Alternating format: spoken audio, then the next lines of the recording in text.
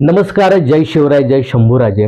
हिंदवी स्वराज्याचे धाकले धनी धर्मवीर छत्रपती संभाजी महाराजांच्या जीवनावर आधारित असलेला हिंदीमधील छावा हा चित्रपट चित्रपटगृहामध्ये लागलेला आहे. मी तुम्हाला खरंच विनंती करतो की हा चित्रपट तुम्ही एकदा चित्रपटगृहामध्ये जाऊन नक्की पहा.